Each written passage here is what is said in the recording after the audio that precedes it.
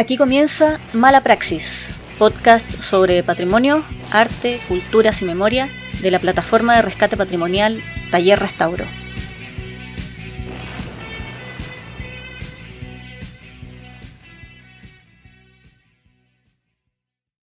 Hola, ¿cómo están? Este es un nuevo episodio de Mala Praxis en nuestra tercera temporada.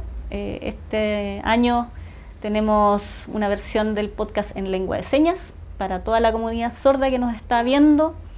Y hoy estamos con Catalina Carballo, que es la artífice detrás de la sección Arte y Ciencia de Taller Restauro que alguna vez existió.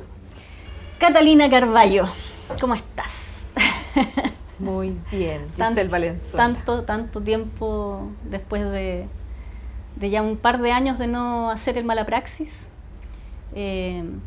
Estuvimos juntas desde los inicios de Mala Praxis, desde los inicios de Taller Restauro, en realidad, y después desde los inicios del podcast, y también con una sección que hiciste tú, que estuvo a cargo tuyo, que fue el Arte y Ciencia, precisamente. Cuéntanos, ¿en qué te has ido como desarrollando más respecto al trabajo que hacías del arte y ciencia de aquella época en Taller Restauro hasta ahora? ¿Cuáles han sido tus experimentos? ¿Qué es lo que has estado haciendo? No sé si dar un poquito de contexto igual de lo que es el arte y ciencia, así someramente. Por favor. Pero era una publicación que hacíamos semanal, donde íbamos revisando distintas cosas. Principalmente era en torno a lo pigmentario, en hacer pigmentos, pero también otros materiales que se relacionan con el arte. Desde una parte científica, si se puede decir. O sea, la química o la biología que había atrás de cómo manufacturar, cuáles son los compuestos que tienen estos materiales, ¿ya? Cómo se producen, cuáles son las debilidades también, o sea, es como ver todo lo que engloba finalmente las propiedades químicas, físicas, biológicas de los materiales. Entonces iba haciendo pequeños experimentos, principalmente siguiendo a este de aquí, a Zenino Zenini, ya que es un pintor, en principio, ¿cierto?, del 480, pero que saca esta guía, que es el libro del arte, donde habla de distintos asuntos en torno al arte, pero también de una parte en torno a cómo hacer pigmento. Hablando de medioevo, es muy difícil conseguir todo, o sea, no podías ir a tu tienda más cercana. Entonces, en principio fue seguir un poco las recetas de él, pero después también soltar un poquito eso, experimentar en torno a lo que está disponible acá, que no es Europa, ¿cierto? Estamos en Latinoamérica. ¿Cuáles son los pigmentos que están disponibles acá? ¿Cuáles son algunos que ya también son más modernos, que se puede conseguir a través de procesos más químicos? Yo siento que estoy más cercana como a la parte alquímica porque no alcanzo a tener un laboratorio, entonces como previo a... Pero ir como descubriendo un poquito eso. Entonces, es eso en general... de la parte ya más de la parte como química como tal, no hice tanto porque es un poco, bueno, porque tengo gatos en realidad, entonces no puedo experimentar de todo lo que uno quisiera, puede ser un poco más... Siempre los gatos son un tema que hay que considerar, ¿no? Sí, como ya es una limitante concreta que quiero subsanar en algún momento, pero todavía no. Y lo otro se basa principalmente ya en trabajos con vegetales, con pigmentos vegetales, flores, plantas, raíces, cortezas, semillas, ya a través de distintos procesos, calcinación, o sea, quemarlos, cocinarlos, extraer todo lo que puede salir y mezclar después con otras cosas, también hay una experimentación por ahí. Y la parte ya mineral, que es un poco más sencilla, digamos, que básicamente machacar, así, moler piedras, ¿ya? Con algunos otros procesos también que pueden ser como para ir depurando, ir limpiando, un poquito eso. ¿Cuáles son los minerales que más ocupas o que más has trabajado en estos experimentos? Lo que más he trabajado son, lo que más se consigue acá en Chile, digamos, son todas las piedras que tienen que ver con hierro, ya que eso es como algo que se encuentra ampliamente. La mayor parte de los minerales que uno va a encontrar así fácilmente, digamos, que no sean piedras semipreciosas, van a tener mucho compuesto de hierro. Dan pigmentos, obviamente, que van... Es entretenido porque muchas veces se toma como una paleta muy limitada, pero yo encuentro que es una paleta bien bonita, que va desde los amarillos y todavía incluso puedes llegar a un violáceo. Es un color como bien, bien oscuro, ¿ya? O a la calcinación completa, si es que uno quisiera, llegas a un negro. Pero lo bonito del hierro es que puedes tomar como amarillo, naranjo, rojo, violeta, y de una misma piedra, digamos, puedes conseguir como un rango bonito. Pero también otras tierras que también van dando como distintas gamas dentro de todo esto, como más café, que es bien bonita. Yo igual tengo como una reconciliación ahí, yo creo, con el tema de los pigmentos, porque claro, uno de pronto está acostumbrado en el tiempo moderno a tener una sobresaturación de colores y de pigmentos y de todo así bien chillón, que igual ya entretenido. Y claro, de pronto ver un país que tiene como tanto esta parte ocre, como que al principio dije, oh, qué fome, me tocó estar aquí. Y no estar en, no sé, en la India, que tiene mucho ya. Pero ahora lo veo como distinto, siento que igual es bonito verlo desde una parte más como esta mezcla orgánica también, como de los paisajes que uno tiene, los colores que se desarrollan, la cultura que hay alrededor de eso. O sea, al final como que uno, si lo ve desde algo más amplio, como que empieza a apreciarlo un poco más. A mí por lo menos me pasa eso. Como una paleta local, de claro, alguna manera. Sí, claro.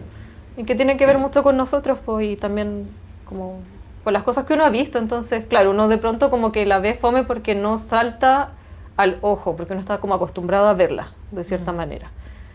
Pero incluso como con los cambios, una que es citadina, con los cambios como de la ciudad, uno empieza como a ver cómo se mueve esa paleta hacia otros colores, y ya mirando hacia atrás entiendes que esa paleta que te acompañaba era parte como importante al final, claro. Muy bonita.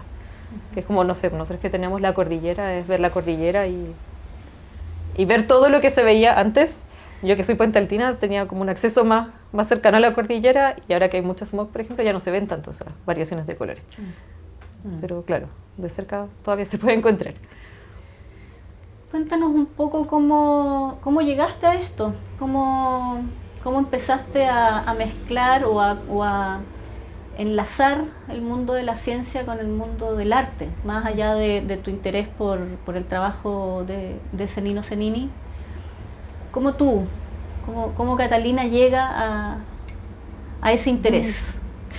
Ay, Catalina llega a ese interés desde muy chiquita, desde no tener tantos lápices de colores y tener un jardín muy grande en la casa de mi abuelita. Entonces partió por aplastar pétalos para pintarme las uñas, para pintarme las mejillas, para pintar las paredes, usar tiza, usar carbón. Yo creo que parte por ese como ingenio. Muy, muy sutil, quizás muy somero, pero que siempre me quedó en la cabeza porque lo pasaba muy bien, el imaginarme qué podía hacer. Que mi abuela también de alguna forma me celebraba esto, porque ella hacía lo mismo también. Peor, antes conseguir materiales de cualquier cosa era muy difícil, entonces ella también hizo lo suyo de cierta manera, sin tener un interés como tan fijo, hizo lo suyo. Y siempre fue un interés que tuve como por atrás de la cabeza, como copresente. Claro, siempre como presente en todo, y es como chistoso para mí porque siempre fui muy acumuladora de cosas. Entonces siempre estuve acumulando semillas, estuve acumulando la goma, la resina, ¿cierto?, que se saca de los árboles. Siempre estuve buscando pétalos y siempre guardé muchas cositas, que cuando decidí abrir este tema me di cuenta que me servían. O sea, tengo muchos materiales que he recolectado por años sin saber que me iba a servir para esto, y de pronto, oh, genial, todo está aquí. Así, la flor de los 7 colores estaba en mi jardín, en el jardín de mi abuelita. Entonces yo creo que viene como de por ahí, fue un salto bonito igual, o o incluso darme cuenta como de que ese interés siempre lo tuve y siempre tuve como la inquietud de cierta forma. Tú también estudiaste ciencias, digamos, estudiaste bioquímica, ¿no? Y después además te fuiste al mundo de la restauración y estudiaste restauración. Fue así como coincidimos en algún momento de las vidas, ¿no? ¿Cómo fue ese proceso inicial? Primero partir desde las ciencias y después decidirte por la restauración. Desde la ciencia fue más como bloqueado en torno al arte. Yo creo que cuando decidí estudiar bioquímica, en mi cabeza igual se separó algo, porque mi elección era o estudias arte o estudias ciencia. Como que esa era la decisión que tuve que hacer a los 18 años. Y me quedé en bioquímica. Entonces como que por una parte mi cabeza como que pensó, o yo pensé, ¿cierto?, que iba a dejar de lado el arte por un tiempo. Primero pensé que podía hacer las dos cosas, pero en realidad la vida universitaria no. Dije, no, yo no tengo tiempo para esto, no podía.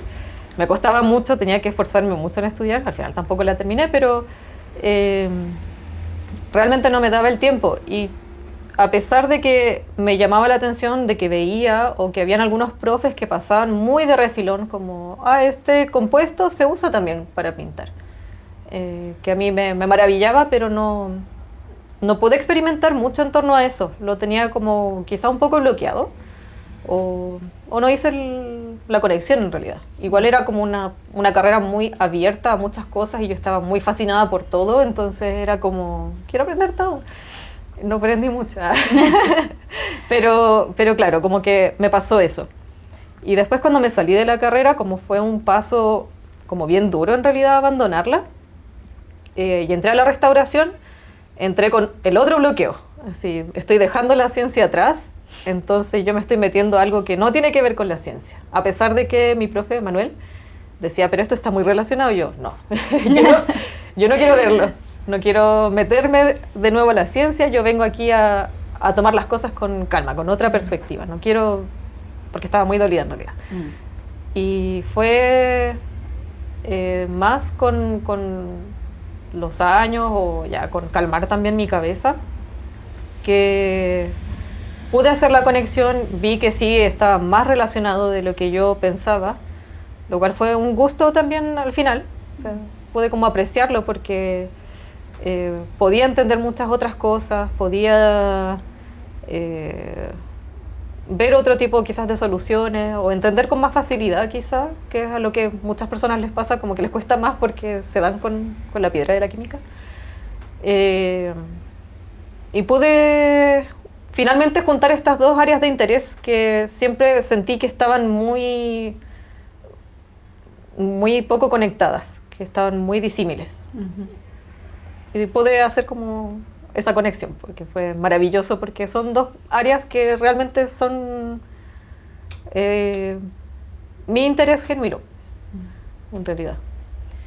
Y esta especie de divorcio, entre comillas, ¿no?, que se plantea entre el arte y la ciencia, ¿no? Esto de que los profes no profundizaban o pasaban como por encima la posibilidad de que ciertos compuestos se pudiesen ocupar para pintar o para producir pigmentos, no sé.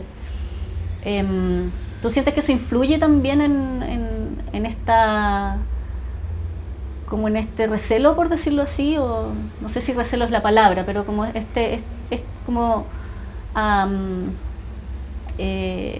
perpetuar esta idea de que la ciencia y las artes no son compatibles, por ejemplo? ¿O? Yo creo que hay como un desdén de ambas partes. Por una parte es como, desde la parte artística, es como decir, no, esto es muy cuadrado, entonces esto no, como un desdén hacia la ciencia. Y desde la ciencia, ¿para qué decir el desdén que tiene por las artes? Son unos hippies. Claro, entonces yo creo que hay un poco eso. Como prejuicio. Mucho, sí, podría ser prejuicio la palabra, pero bastante desdén, como en mezclar las cosas.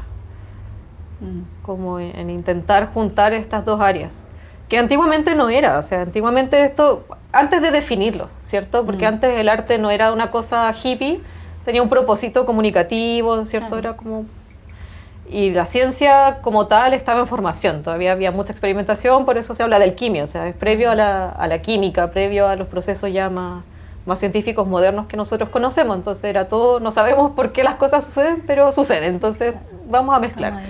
No sabemos si hay un espíritu aquí entre medio, nada, o sea, es muy experimental, muy básico todavía. Entonces no existía quizás este recelo, otros recelos, pero no es. Claro. No tan como desde la academia, quizá. Entonces, yo creo que ni siquiera era tema para los profesores. Claro. Era como...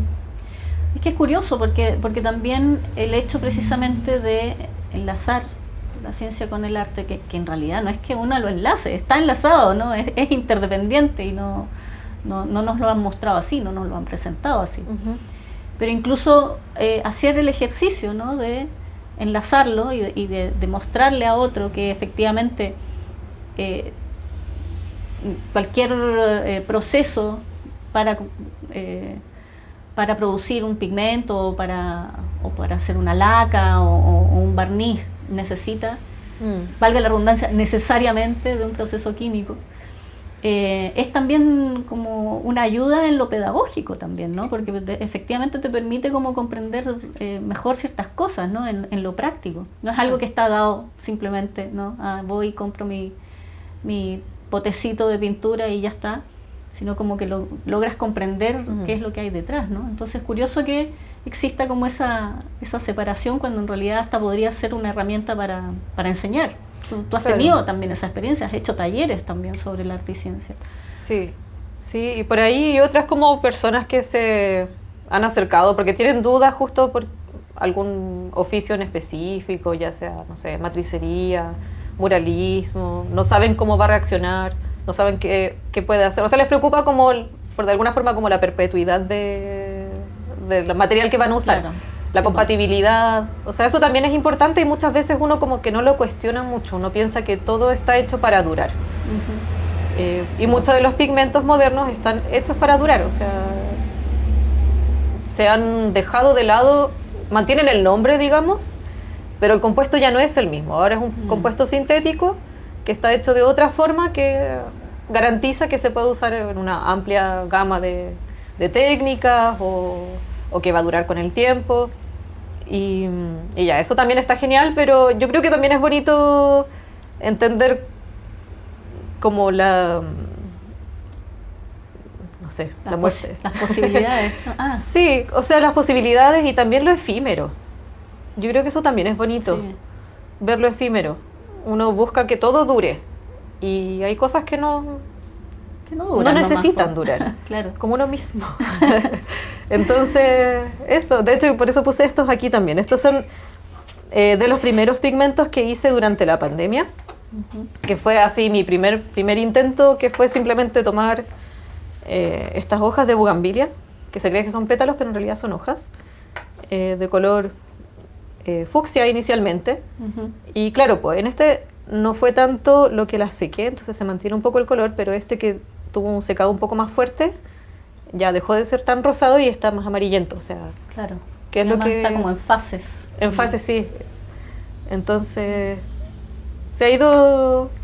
Degradando el color, que yo creo que también es algo bonito, y no es algo nuevo tampoco, o sea, eso sí pasaba en la antigüedad, pasaba con este de aquí, por ejemplo, que es la azurita, que hay muchos cuadros que inicialmente, claro, se pintan, quedan de este color azul, pero dependiendo del ambiente donde esté, de lo que va a vivir la obra, va a ponerse más verde y finalmente va a oxidarse a un color negro.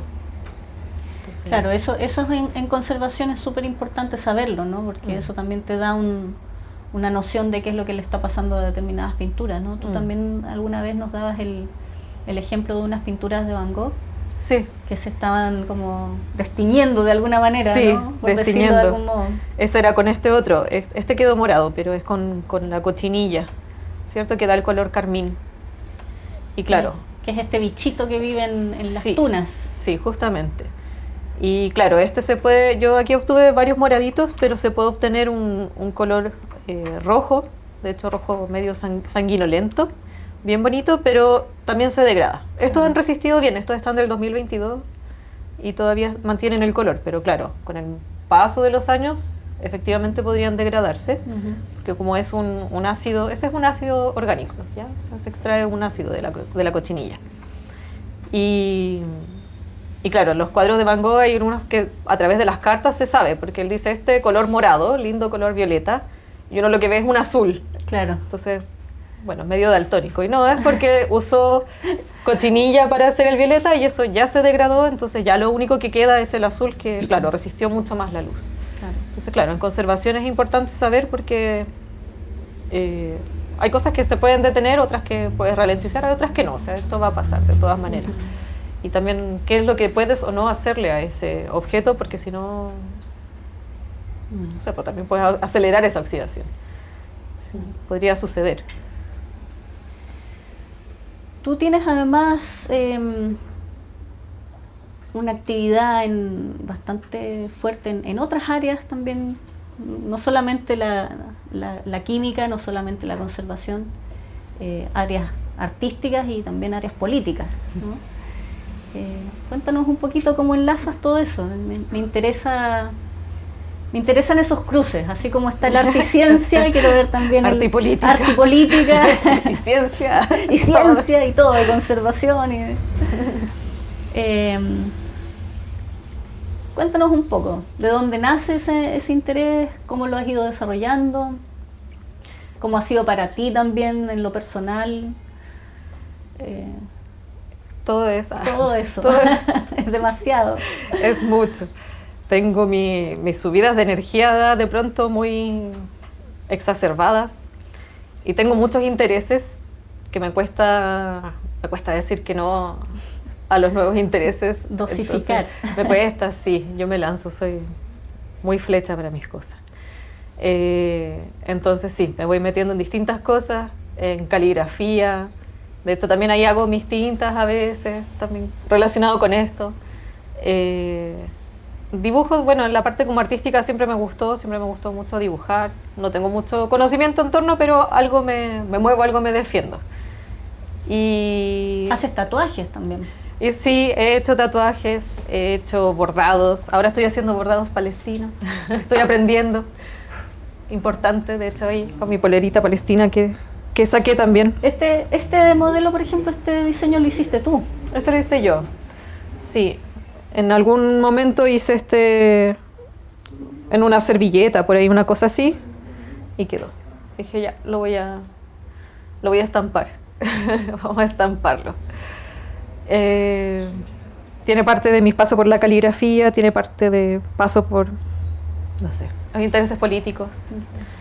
Yo creo que hay cosas que te van inspirando también, o van tomando sentido quizás. Hay cosas, yo creo que eso es importante, hay cosas que para mí con el tiempo he desarrollado un interés por una parte técnica, que después lo abandono porque deja de tener como algún sentido más interesante para mí.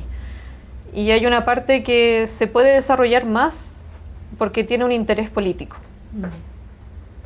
Yo creo que eso es como también muy relevante para mí, de cómo voy trabajando las cosas. Ya hay momentos donde la parte política toma como el primer plano y si no tiene un interés, cualquier otra área que pueda unirlo a eso, es como, ¿para qué? Si hay algo tan importante sucediendo como lo que es ahora lo que está ocurriendo claro, en Gaza, en Palestina. Entonces, claro, por ahí. Y ha sido bonito, incluso en la parte de pigmentos, pensar en también cómo es la paleta de color, por ejemplo, Palestina, lo hemos discutido como con otras personas. Con un muchacho palestino que conocí, que hablábamos del desierto de Jericó, que me hablaba de las tierras de ahí, me invitaba también como a que fuera a ver este desierto, decía que las tierras eran preciosas, de un color amarillo muy distinto. Entonces todo eso como que se va uniendo, va tomando como forma y color de otra manera. Tienes también cierto nivel de militancia desde el feminismo, de algún modo. No sé si militancia es la palabra, pero sí hay si hay una línea ahí, ¿no? de interés y de acción. Y ahí también me remite un poco a esto mismo, algo parecido, ¿no? Que hablábamos con el tema de la academia y de la ciencia, así como se produce esta especie como de separación del arte, ¿no? En el fondo como un menosprecio, ¿no? a lo que es el área artística o los artistas, ¿no? También durante mucho tiempo pasó lo propio con las mujeres, ¿no? Como que la academia consideraba que las mujeres no estábamos capacitadas para ser científicas, ¿no? ¿Cómo lo has vivido tú eso? ¿Se nota mucho todavía en esta época o ya no tanto, espero, pero seguirá estando? Yo creo que lo has vivido? Sí, yo creo que en todas las áreas, siempre. Hay una concepción de base como de poner en duda qué tanto lograste aprender, qué tanto lograste conocer, esta audacia masculina de dar por sentado que lo sabe todo y lo sabe mejor que tú, que es innegable. También incluso, no sé, como viendo como hacia la parte más histórica que tiene que ver con los registros científicos, por ejemplo, en toda la parte botánica, quienes más registraron con mayor certeza la parte botánica, muchas veces eran acuarelistas mujeres, o eran mujeres que trabajaban en esto. Y claro, era hacer los dibujitos pero no era hacer los dibujitos o sea, era un trabajo de botánica que es previo a la fotografía, previo a los microscopios, y que es un aporte innegable y es un aporte gigante. Enorme. Es realmente un aporte enorme. Entonces no era solo eso, y claro, se minimiza así como las que hacían los dibujitos, o luego ya es como lo tomó un hombre, entonces claro, se recuerda a los hombres que hacían como... Lo firmó, le puso el nombre. Sí, muchas veces o se deja claro la parte científica y la parte del dibujo, que es cómo tú llevas ese conocimiento, porque si no tú estás hablando en algo muy abstracto, y claro, se ve el nombre del científico, el botanista que describe la planta, pero no el trabajo de esta persona que sí hizo la ilustración de la planta, que tiene la prueba de la planta. Eso también pasa mucho. La parte, de hecho, igual hay partes como textos medios medievales donde se ven mujeres haciendo el trabajo de hacer pigmentos, por ejemplo. No hay mucho registro escrito, de hecho, pero claro, por los miniaturistas hay como... Se usan las mujeres. ¿Y por qué usaron mujeres si no estaban? O sea, para esos años probablemente eran las que estaban relegadas a hacer quizás ese trabajo. Pero pasa obviamente en todo, y en la ciencia actualmente también. La verdad de las cosas sigue ocurriendo. Sí, siempre ocurre. Uno siempre lo ve, el sesgo, hay un sesgo hacia la mujer, hay un sesgo de clase también. El tema de tener un pituto es súper importante en la ciencia, el tema de qué vas a hacer con el puesto que vas a ocupar, con la plataforma que vas a tener. Siempre va a ser un sesgo importante, que obviamente va a estar como bien controlado y tiene que ver con qué es lo que se puede o no hablar, qué es lo que se puede desarmar también. O sea, todas las cosas que están como los conceptos que ya se manejan, puedes o no desarmarlos. Obviamente uno no siempre tiene la plataforma para. Claro. Entonces, creo que también eso es como algo que sigue estando y va a estar hasta que logremos el socialismo. Va a estar presente. Muéstranos un poco más en detalle tu instrumental y las cosas que has ido haciendo. Explícanos un poquito, si es que se puede. Yo todo lo tengo aquí en mi reciclaje. Esto es pesadísimo, es de fierro. Eso es de fierro, sí. Me lo compré, es un problema porque se me ha mojado un par de veces y se oxida. ¿Aprovecho para sacar pigmentos? Sí. De mi hierro que consigo de mi pobre mortero. Es para las piedras más duras. Este en específico lo compré para poder procesar este de acá. ¿Cuáles son los nombres? ¿Se llaman morteros así o tienen otros nombres? No, mortero. Mortero de metal, mortero de cerámica. Este es de laboratorio. Este ya es de laboratorio. Y acá tengo esta masita gris que es ultramar, que todavía no está purificado, se puede decir. ¿Ya? Esto es lapislázuli finalmente. Es la piedra de lapislázuli que, bueno, todos la conocemos, es de este azul vibrante, bien bonito, pero que es una piedra compuesta por varias otras cosas que nos vienen a entorpecer. ¿Ya? Okay. Hay cuarzos, hay mica, hay un montón de otros minerales que hacen que este polvito ahora se vea de este color ya más grisáceo en realidad. Pero hay un proceso químico que se usa para poder sacar solamente la parte azul, que corresponde a la lazurita. Esa es la piedra, o sea, el mineral que da el color azul. ¿Ya? Entonces eso está aquí en stand-by, todavía tengo que mezclarlo. Voy a hacer una técnica que se menciona acá, que en también el libro de Cenino. De Cenino Cennini. También se menciona la técnica de Fra Angelico, ya él también la describe. Hay una pequeña variación, pero bueno, finalmente es el mismo proceso. Entonces, eso lo tengo en pendiente, tengo que mezclarlo todavía. Esto se mezcla con resinas, con ceras, y después se pasa por lejía. Y así queda atrapado en la cera. Eso tiene que ver con la química, ¿cierto? La cera va a dejar atrapado todo esto que para nosotros es impureza, y lo que la lejía va a sacar de ahí va a ser solamente el pigmento azul. ¿Y qué es exactamente la lejía?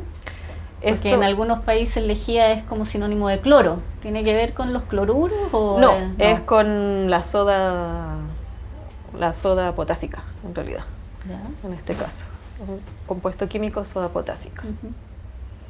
¿Qué se puede hacer? Con ceniza, o en mi caso la voy a comprar, porque igual podría hacerla con ceniza, pero es muy largo. Entonces no, la vamos a pasar por eso.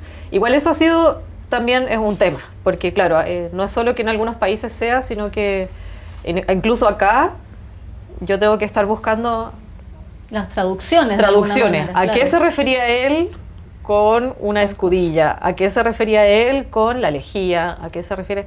Porque en esos años incluso hay muchos pigmentos que tienen el mismo nombre, porque localmente decían, ya, tal pintor usó cinabrio. Yo creo que lo que tengo debe ser cinabrio. Y claro, a muchos años después resulta que no, pero entre medio las recetas ya se te mezclaron. Claro. O sea, ya todos usaron la misma palabra para lo mismo y no era. Un tema de terminología ahí. Claro, entonces. claro, que eso es lo que la ciencia ha querido como ir depurando. O sea, Claro. que todos entendamos el mismo lenguaje y que esa palabra sea para esto nada más. Pero en esos años hay una mezcla, entonces ahí tengo que hacer las pruebas. Debería ser el hidróxido de potasio. Este juguete que se ha prestado para muchos chistes. Y que tengan diferentes tamaños. Ándale. Para distintas necesidades. Eso es el chiquitito, versión de escritorio. Es como un chupete de cristal. Claro. Tiene como esa forma. Por decir algo. Para no decir una atrocidad. Esto se llama moleta. Hay distintos tamaños, hay distintas formas también. Se usa de vidrio. Un vidrio que aquí abajo está pasado por granalla de metal, para dejarlo así opaco. Y se usa para un proceso que se llama desleído, ¿ya? Que es cuando uno mezcla ya este pigmento, cualquier sea el pigmento que no tiene, con el medio, ¿ya? Que sea para acuarela, para óleo, para acrílico. El medio vendría a ser como el aglutinante. El aglutinante. Como agua, aceite. Claro. Ya. Ese es el medio finalmente. Y Acrílico. y es para unirlo bien. O sea, no es solo mezclarlo, porque ahí podrías tener grumo, o sea, podría no quedar una buena textura. Es para que se integre. Claro, que se integren todas las partes de una forma completa. Uniforme. Claro. Entonces, y termina también de moler un poco el pigmento, depende, ¿ya? De ahí depende de cada pigmento cuánto deberías hacer el desleído. ¿Ya? Eso también es como algo que yo encuentro bonito, lo menciono, en torno a los pigmentos artesanales, porque los industriales como son hechos ya de manera sintética, incluso el ultramar, por ejemplo, se hace de forma sintética, ya no es la piedra ultramar. Hay marcas que lo trabajan y se puede ver si es que son o no a partir del mineral puro o si son sintetizados. ¿Ya? Y que tiene que ver con el tamaño de la partícula. Cuando tú lo haces de cero, vas a controlar el tamaño, porque vas a hacer que se empiecen a formar como estas partículas y van a quedar todas pequeñitas. Entonces el grano que tú ves, si tú lo miras por un microscopio, va a ser muy parejo.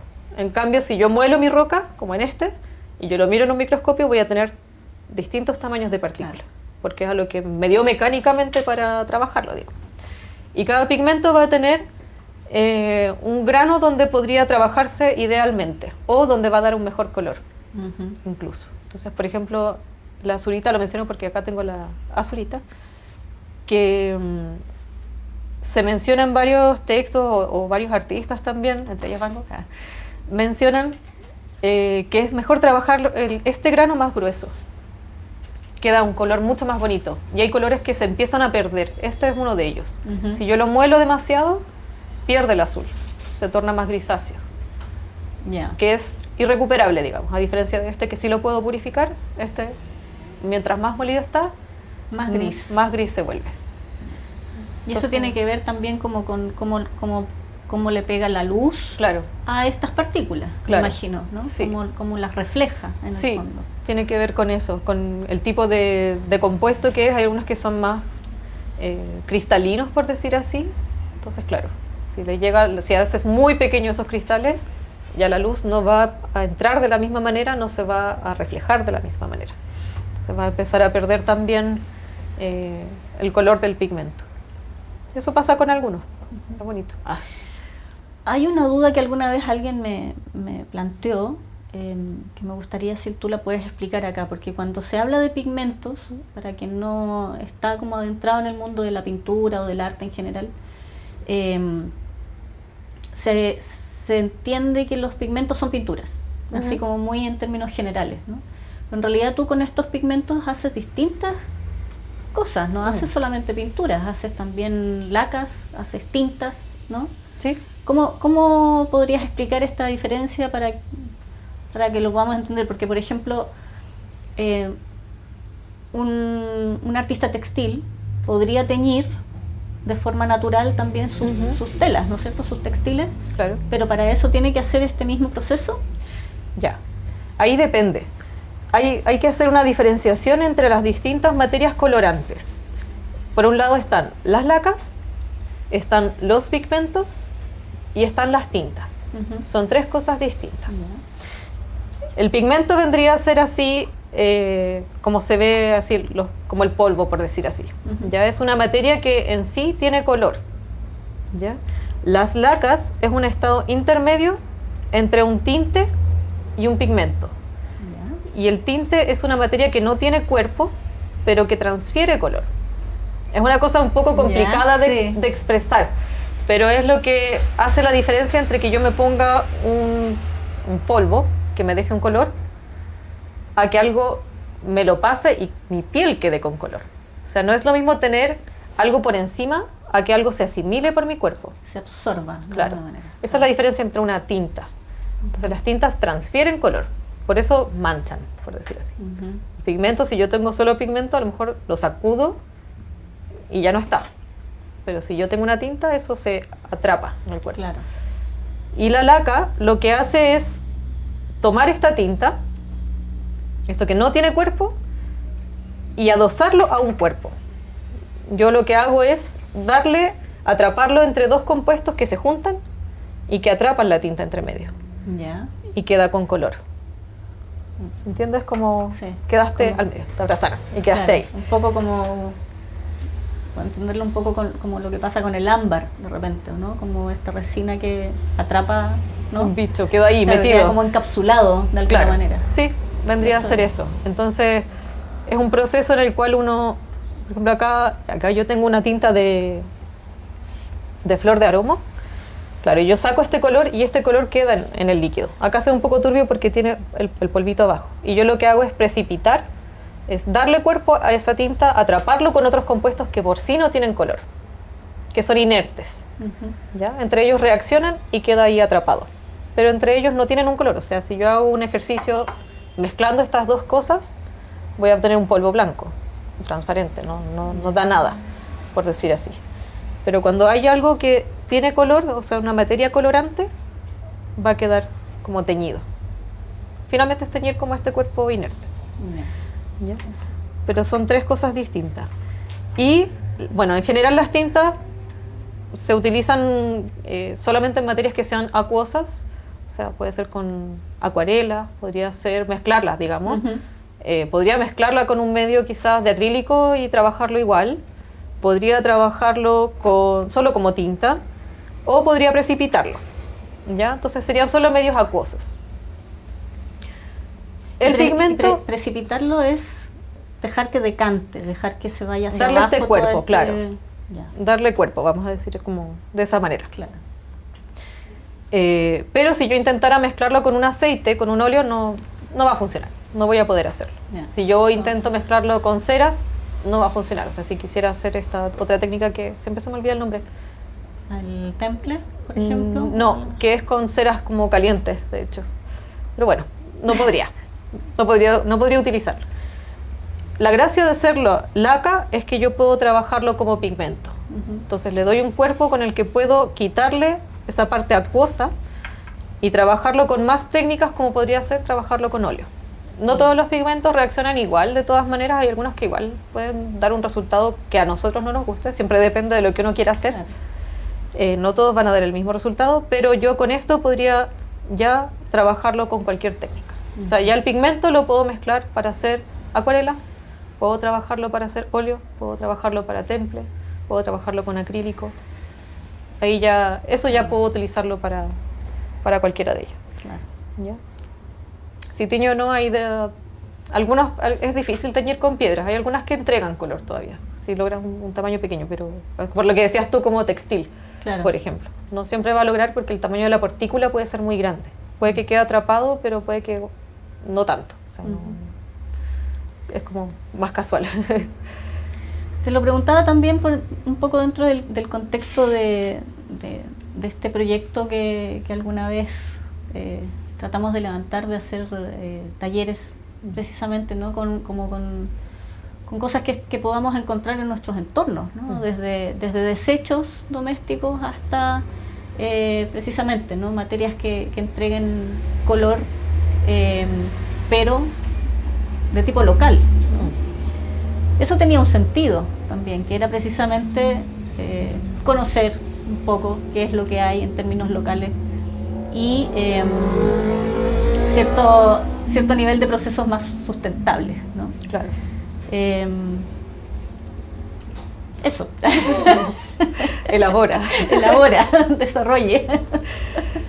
Sí, yo creo que, o sea, tiene que ver también con que la gente se pueda acercar a esto de una forma que no sea muy cara, porque en realidad si yo digo compren una piedra de lapislázuli y muélanla, o sea, claro, es muy caro.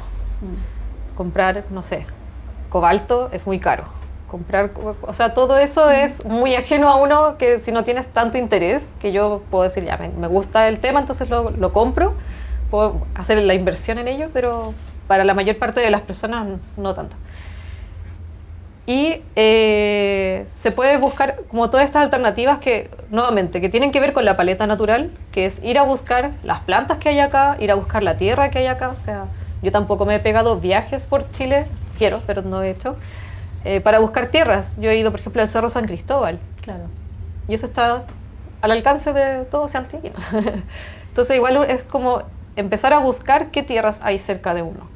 Empezar a buscar qué plantas hay cerca de uno, empezar a ver qué desechos uno tiene también, que eso también se puede conseguir, se puede hacer actividades, se puede, no sé, hasta entretener a los niños. O sea, es más sencillo también. Es sencillo y es seguro dentro de todo. No es ir y buscar una piedra que, claro, se tiene que trabajar en un laboratorio porque tiene metales pesados. Estamos hablando de que tú puedes usar la palta, el cuesco de la palta, puedes usar la cáscara de la palta, puedes usar las partes de la cebolla, puedes usar beterraga, o sea, cosas que son muy fáciles de conseguir, que son de desecho. Yo tengo muchas amistades que me guardan sus desechos y yo aquí tengo mis desechos de mis amistades. Recuerdo haber guardado cascaritas de nuez en algún momento. Cáscaras de nuez, sí. Cáscara de almendra. Claro, todo eso. Y finalmente con eso, que ya, claro, tiene una parte sustentable de cierta manera, donde uno puede jugar, puede experimentar, puede obtener colores. Colores, claro. Bueno, para ir cerrando, a mí me gustaría llevar un poquito esto al terreno tal vez más pragmático, si se quiere, de las políticas culturales que están hoy imperando en Chile. Sabemos, ¿no?, que ha habido avances, pero también sabemos que falta mucho, ¿no? Hay hartas áreas que se han ido como tratando de implementar políticas que sean útiles, ¿no?, o que sean beneficiosas para los artistas en general o para los agentes culturales. Pero faltan un montón de cosas y yo estoy tratando de ir identificando, ¿no?, qué es lo que cada artista de esta temporada, ¿no?, de esta pasada que estamos haciendo, ha ido notando que de verdad hacen falta, sino, no, más allá del capricho, más allá de la cosa tal vez muy individual, sino como qué es lo que tú has notado que está haciendo falta en términos de políticas culturales hoy en Chile. Muy grande. Muy grande. Es que yo creo que tiene que ver con entender que, por una parte, el desarrollo artístico no siempre tiene que ver con una carrera artística, con ser un artista connotado. Tiene que ver con un desarrollo de uno como personal. El trabajar todas estas habilidades, y eso va para el arte y también va para la ciencia, el tener la posibilidad de experimentar, el tener la posibilidad de abrirse a actividades a todo lo que te pueda dar la mente finalmente. Yo creo que se ve mucho desde eso, como muy desde el exitismo, todo se ve desde el conseguir un resultado, desde el llevarlo a algo, llevarlo a un paper, llevarlo a una exposición, y no desde el proceso en sí. Entonces, si no es algo que sea lucrativo, si no es algo que a la academia le guste, entonces mejor déjalo, porque no vale. Ya para qué lo vas a hacer, para qué vas a desarrollar esto, para qué vas a enseñarle esto a alguien, para qué vas a dedicarte a esto. No te vamos a dar ningún fondo, no te vamos a dar trabajo, o sea, te van coartando también como desde esa manera. A menos que tú tengas tus propios recursos para darte el capricho, entonces mejor no lo hagas. En lo concreto, porque hay que comer. Sí, pues. Entonces, y pasa también mucho esto mismo, ¿no? Como que pareciera que está todo muy parcelado, ¿no? Si te vas a dedicar al patrimonio, solamente puedes dedicarte al patrimonio. Si te vas a dedicar a las artes visuales, solamente te puedes dedicar a eso. Entonces pasa de repente, no sé, que hay disciplinas que son interdependientes, ya ni siquiera es que puede ocurrir, sino que ocurre y como que pareciera que no, ¿no? Como pasa, por ejemplo, con el arte y la ciencia, ¿no? Es que se ve, ya todo es desde la hiper especialización. Claro. O sea, yo soy experta en este color. Claro. Y no me muevan de ese color porque no sé de más. O sea, este es el color que yo puedo dar mi doctorado. Y no desde algo más integral, no desde el entender todo. O sea, al final, para mí es ver eso, que uno puede unir cada punto de todas las áreas, porque lo que estamos viendo es algo que existe en el planeta. Por lo tanto, nunca va a estar no conectado entre sí.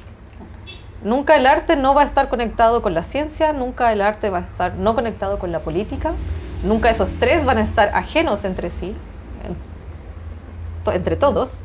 Entonces, el desarrollo, el poder entender, el poder abrir esos mundos y juntarlos de nuevo, o hacer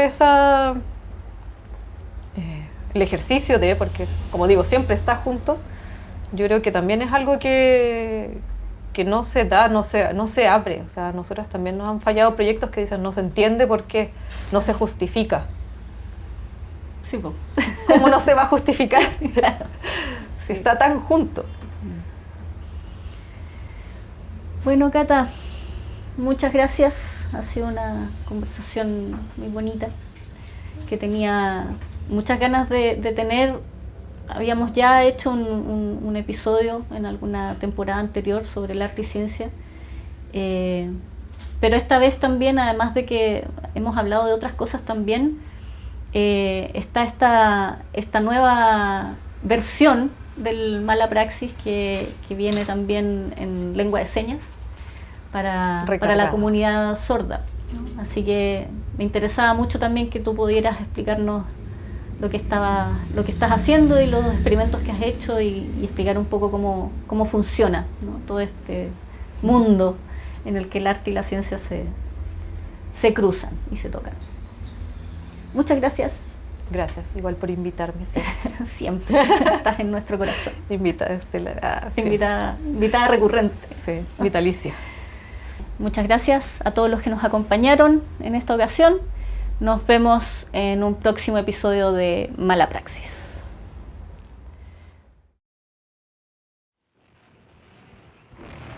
Esto ha sido Mala Praxis, podcast sobre patrimonio, artes, culturas y memoria de la plataforma de rescate patrimonial Taller Restauro.